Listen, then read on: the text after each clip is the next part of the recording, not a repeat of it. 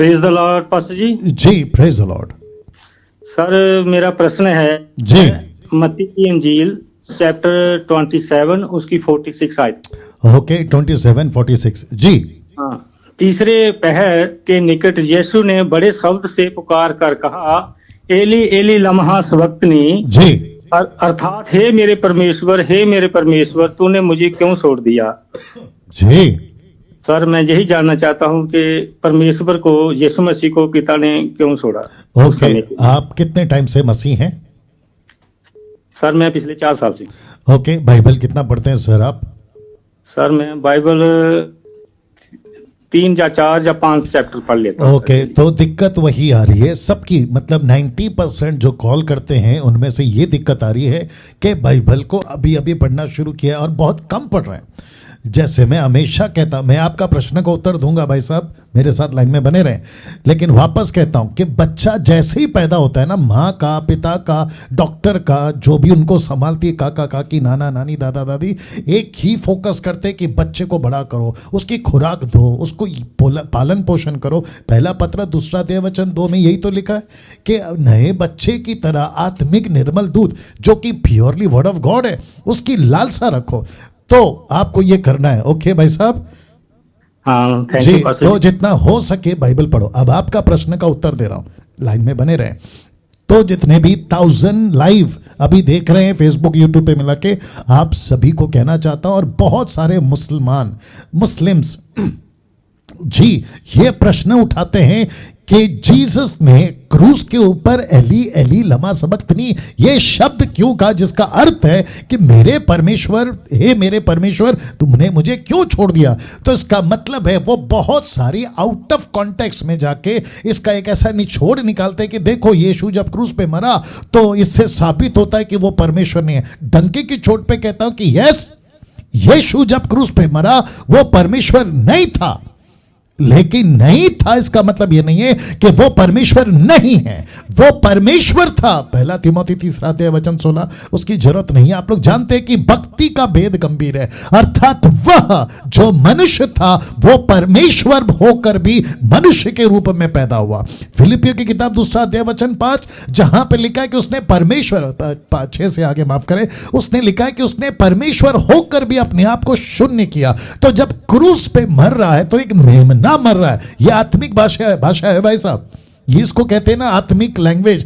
तो जब यीशु क्रूस पे मर रहा था ना, तो वो बब्बर शेर नहीं था, वो मेमना था, वो बलि का मेमना था जिसकी प्रतीक्षा मूसा के, माफ करें, अब्राहम के टाइम से, जो पर्वत पर जिसको कहा था ना इसहाक को बलि कर, लेकिन वहां पर नहीं किया, लेकिन वहां पे जो मेढ़ा था ये वहां से शुरू हो गया, अदन के बगीचे के 3 चैप्टर से शुरू हो गया, और फिर मूसा के वहां से शुरू हो गया, और ऐसे करते करते करते यीशु जब क्रूस पे मरा, तो यीशु जब क्रूस पे मरा तो एक मानव मर रहा था, एक मनुष्य मर रहा था।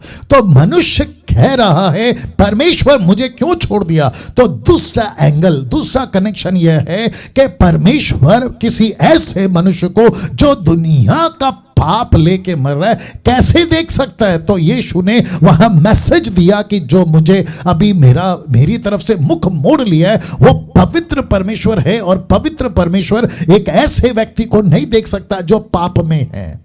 और वहां से एक मैसेज आता है कि यस, यीशु मसीह ने क्रूस के ऊपर मानव जाति के पाप को उठाया जिसको नहीं देखा प्रभु ने। और फिर उसके बाद में कहता है मुझे क्यों छोड़ दिया, इसका मतलब है इसलिए छोड़ दिया ताकि ये दुनिया के पापों के लिए मर जाए। जैसे कि अब मूसा के सिस्टम में जब टबरनैकल का सिस्टम था तो एक ऐसा मेमना या एक ऐसा शीप या एक ऐसा भेड़ा या बकरी, जो भी आप बोल लो, उसको जंगल में छोड़ दिया जाता था ताकि वो दुनिया के पापों का प्रायश्चित हो। तो यीशु को भी छोड़ दिया गया था यशायाह 53वें अध्याय के अनुसार, ताकि दुनिया के पापों को वो माफ कर जाए। तो ऐसे करके तब जाकर यीशु ने कहा कि एली एली लमा सबक्तनी, तूने मुझे क्यों छोड़ दिया। Right sir. Thank you pastor ji, मैं आपसे सेटिस्फाई हूं। और दूसरा मैं कहना चाहता हूं। जी बोलिए सर। सर मैं आपका बहुत बड़ा फैन हूं और मैं आपका शुक्रिया अदा करता हूं। आपने बोला है कि चैप्टर पढ़ना है, बहुत ज्यादा पढ़ना है। जी पास्टर जी, मैं 2 बार पूरी बाइबल को पढ़ चुका हूं। जी। पढ़ना और समझना ये अलग बात है। जी।